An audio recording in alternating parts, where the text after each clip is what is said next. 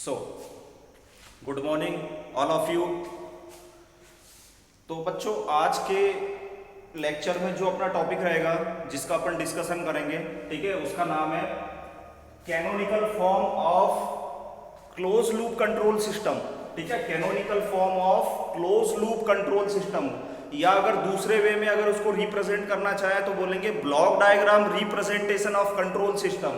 ठीक है, अब आपके मन में डाउट आ रहा होगा कि sir block diagram representation of control system में, जैसे आपने कल बताया था कि सर इसमें पॉजिटिव एंड नेगेटिव होता है, ठीक है, तो बिल्कुल पॉजिटिव एंड नेगेटिव फीडबैक का भी इसमें डिस्कशन होगा।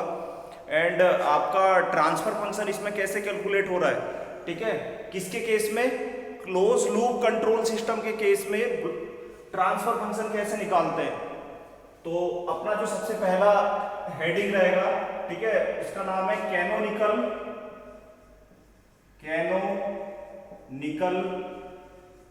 Form of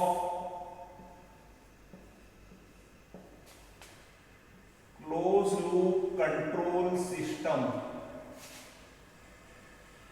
canonical form of close loop control system, ठीक है बेटा। अब या तो फिर आप बोल सकते हो और ब्लॉक डायग्राम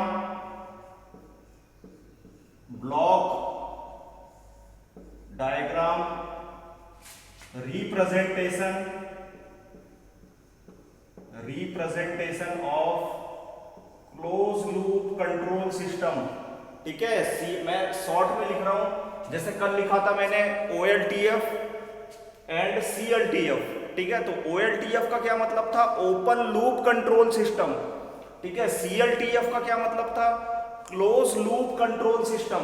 ठीक है, अब ओपन लूप एवं क्लोज लूप का बेसिक आपको पता चल गया कि ओपन लूप में क्या होगा एंड क्लोज लूप में क्या होगा। ओपन लूप में क्या हो रहा था कि फीडबैक का कोई भी डायरेक्टली इफेक्ट कहां पे नहीं जा रहा था, इनपुट पे नहीं जा रहा था। लेकिन क्लोज लूप में क्या होगा कि जो भी आप फीडबैक सिग्नल या फीडबैक पाथ प्रोवाइड करवाएंगे उसका डायरेक्टली इफेक्ट कहां पे जाएगा, इनपुट पे जाएगा। इनपुट पे जाएगा इन द सेंस कि वो जो फीडबैक सिग्नल है वो आपका किससे कनेक्टेड है, समिंग पॉइंट से कनेक्टेड है। ठीक है, तो उसको डिस्कस करना है कि उसका इफेक्ट क्या होगा, उसका इफेक्ट कैसे कैलकुलेट करेंगे, बाय यूजिंग ट्रांसफर फंक्शन। ठीक है, तो ये इसके अंदर में कौन कौन सी दो चीजें आ रही है, positive feedback and negative feedback. ठीक है बेटा, अब इसका ब्लॉक डायग्राम देखते हैं। तो ब्लॉक डायग्राम आपने कल देख लिया था, एक बार मैं और इसको डिस्कस कर देता हूं। ठीक है, ये हो गया आपका समिंग पॉइंट, ये हो गया आपका आउटपुट, समिंग पॉइंट का आउटपुट जहां से आपका एरर सिग्नल जनरेट हो रहा था। ठीक है, ये हो गया आपका एक बॉक्स जहां पे लिखा हुआ था G ऑफ S।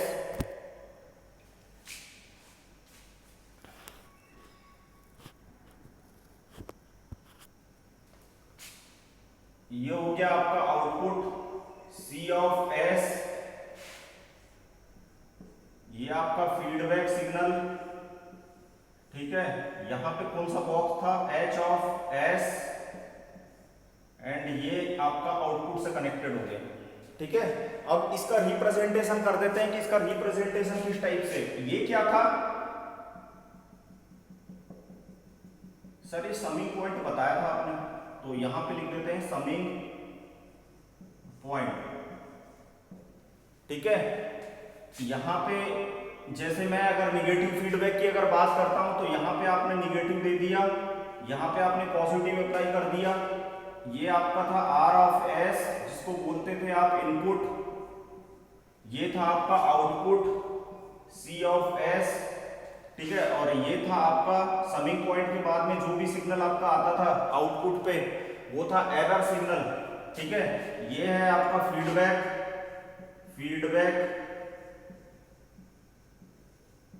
सिग्नल। ठीक है, इसकी वैल्यू होती थी B ऑफ S। ठीक है, और ये पॉइंट। ठीक है बेटा, इतना क्लियर है सारे बच्चों को।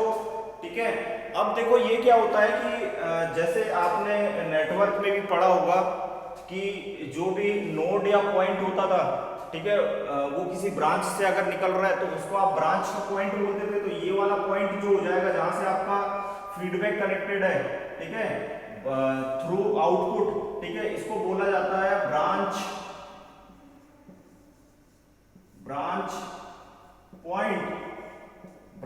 पॉइंट, ठीक है। ये हो गया आपका क्लोज लूप कंट्रोल सिस्टम का बेसिक ब्लॉक डायग्राम, ठीक है। अब ये पॉजिटिव हो रहा है या निगेटिव हो रहा है, कल मैंने आपको पहचानना सिखा दिया था कि ये पॉजिटिव कैसे पहचानना है एंड निगेटिव कैसे पहचानना है, ठीक है। ये कौन सा फीडबैक होगा, निगेटिव फीडबैक होगा।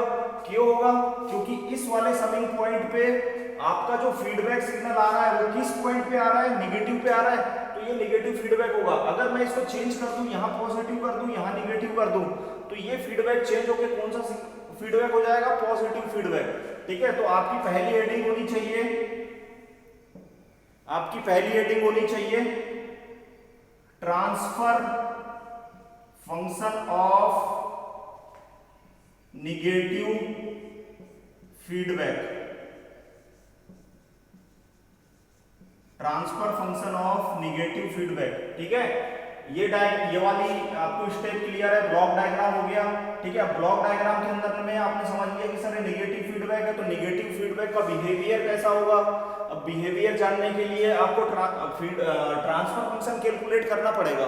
तो ट्रांसफर फंक्शन कैसे कैलकुलेट करते हैं, ट्रांसफर फंक्शन कैलकुलेट करने के लिए वही बेसिक अप्रोच जो कल मैंने आपको बताया था, बीएस, ईएस और सीएस, इन तीनों की वैल्यू चाहिए आपको, वैल्यू चाहिए। तो सबसे पहले ईएस की वैल्यू, ई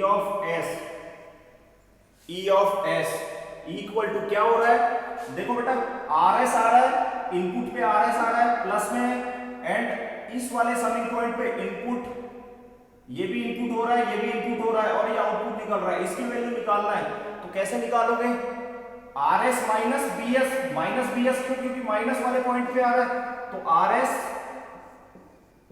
माइनस बीएस, इसको 1 नाम दे दो, ठीक है। अब दूसरी स्टेप में किसकी वैल्यू निकालेंगे, सी ऑफ एस की, तो सी ऑफ एस की वैल्यू कैसे निकालेंगे, ये आउटपुट है, तो सी ऑफ एस में क्या क्या आ रहा है, इसमें इनपुट क्या हो रहा है, E of S into G of S, तो E of S into G of S, इसको इक्वेशन 2 नाम दे दो, ठीक है। अब तीसरी वैल्यू किसकी निकालेंगे, बी ऑफ एस की, तो बी ऑफ एस, ये कहां से आ रहा है फीडबैक सिग्नल, सर देखो ये तो सीएस से आ रहा है, सीएस के आउटपुट से कनेक्टेड है, तो सीएस इंटू एचएस, तो CS into H of S, equation 3। इतना क्लियर है बेटा आपको, इतना सारे बच्चों को क्लियर है।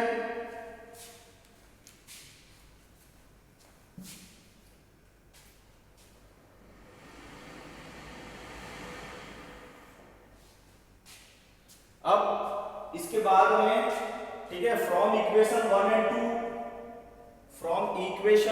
2, ठीक है, 1 और 2 को लेते हैं, तो from equation 1 and 2 we get, क्या मिलेगा आपको, इक्वेशन 1 और 2 को लेने से क्या मिलेगा आपको, ठीक है। तो C of S equal to, देखो सी ऑफ एस का इक्वेशन क्या है, E S into G S, और इक्वेशन 1 में ई एस की वैल्यू निकली हुई है R S minus B S, तो ये वाली जो वैल्यू है वो आप इक्वेशन 2 में पुट कर दो, तो सी एस का क्या था equation, E S into G S.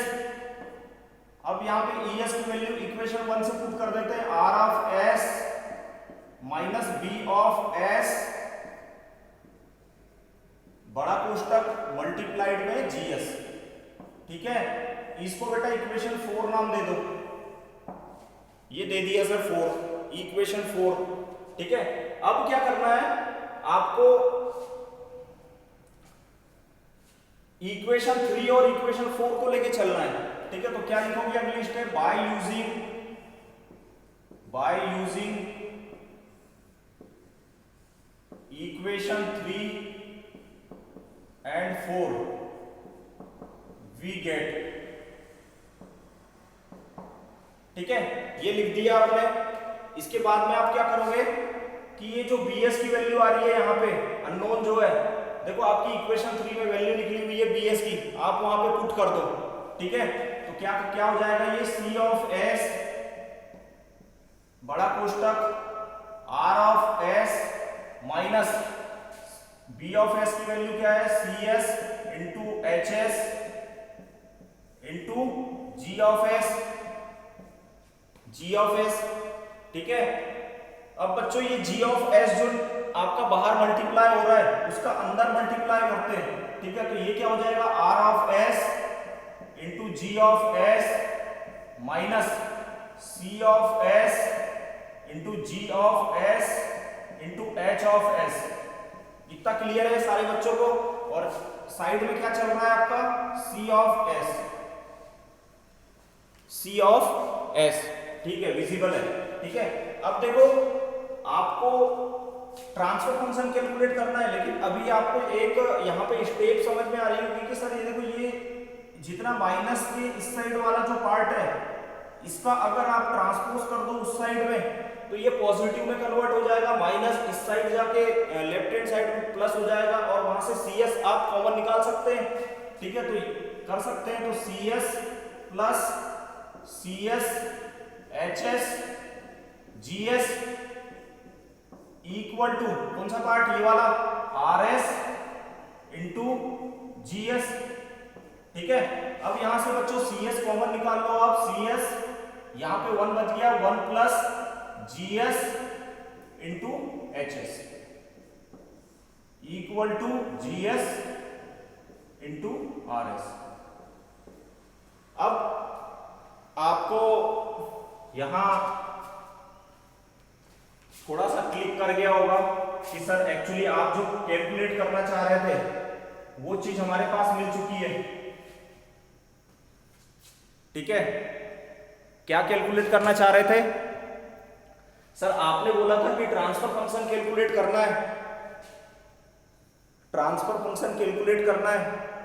तो ट्रांसफर फंक्शन कैसे कैलकुलेट करते हैं, कल मैंने आपको बताया था कि सर ट्रांसफर फंक्शन कल आपने बताया था कि सर आउटपुट बाय इनपुट होता है, जिसकी वैल्यू लेते हैं cs बाय rs, जिसकी वैल्यू लेते हैं cs by rs, cs by rs। तो सर बिल्कुल नजर आ रहा है, देखो अगर आप यहां पे cs बाय rs अगर लिखेंगे, cs बाय rs अगर लिखेंगे, ठीक है, कौन सा rs, ये जो राइट हैंड साइड में rs लिखा हुआ है उसको मैंने इस साइड डाल लिया, इसके अपॉन में ला लिया। तो यहां क्या बच गया, gs divide by 1 plus gs into hs। तो ये ट्रांसफर फंक्शन निकल गया। और ट्रांसफर फंक्शन मैंने कल ही सिखाया था, ट्रांसफर फंक्शन क्या होता है, आउटपुट डिवाइड बाय इनपुट, ठीक है। और आउटपुट क्या है बच्चों, cs है, तो ये cs लिख दिया। इनपुट क्या है, rs है, तो ये rs लिख दिया, ठीक है। अब cs बाय rs की वैल्यू क्या निकल गई, gs divide by 1 plus gs into hs। तो ये बेटा आपका ट्रांसफर फंक्शन आ गया फाइनल, किसके केस में, निगेटिव फीडबैक के केस में, या most important formula in the control system, most important formula in the control system, never forget, ठीक है, कभी नहीं भूलना है, लास्ट तक काम आएगा, ठीक है।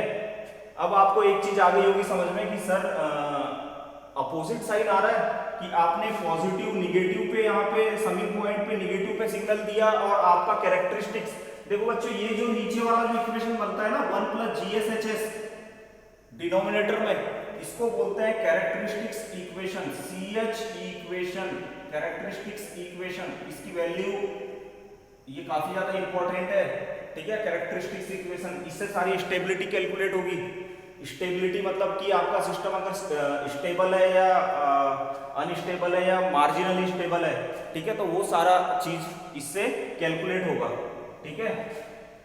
अब बच्चों ये तो आ गया पॉजिटिव नेगेटिव फीडबैक के केस पे, ठीक है। अगर आपको बोलता कि सर पॉजिटिव फीडबैक के केस में क्या होता, तो आपको कुछ भी नहीं करना है। आपको क्या करना है कि जहां पे आपका पॉजिटिव आया कैरेक्टरिस्टिक्स इक्वेशन में, वहां पे आप जस्ट माइनस का साइन लगा दो।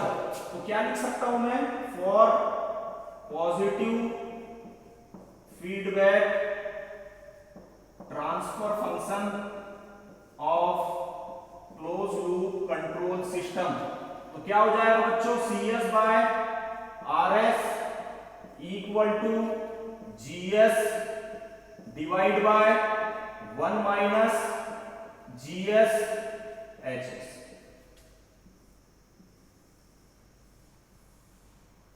दो बेसिक फॉर्मूले निकल गए, इन ये कंट्रोल सिस्टम की जान है, ठीक है। आपको भूलना नहीं है ये चीजें कि पॉजिटिव के केस में क्या होगा, निगेटिव के केस में क्या होगा, सारी चीजें इससे कवर होगी, ठीक है। अगर आप बेसिक से चलेंगे ना तो आपको हर एक चीज क्लियर होगी, ठीक है। लेकिन अगर आप क्लास मिस करेंगे तो आपको कोई भी चीज क्लियर नहीं होगी और डाउट काफी सारे आएंगे कि प्लस कहाँ हो रहा है, माइनस कहाँ हो रहा है, सिग्नल कैसे जनरेट हो रहा है, ठीक है। जैसे आप बेसिक से चलते जाएंगे तो आपको सारी चीजें क्लियर होते जाएगी, ठीक है। इतना क्लियर है, चलो अगले पार्ट में बेटा डिस्कस करेंगे अब, ठीक है। Thank you.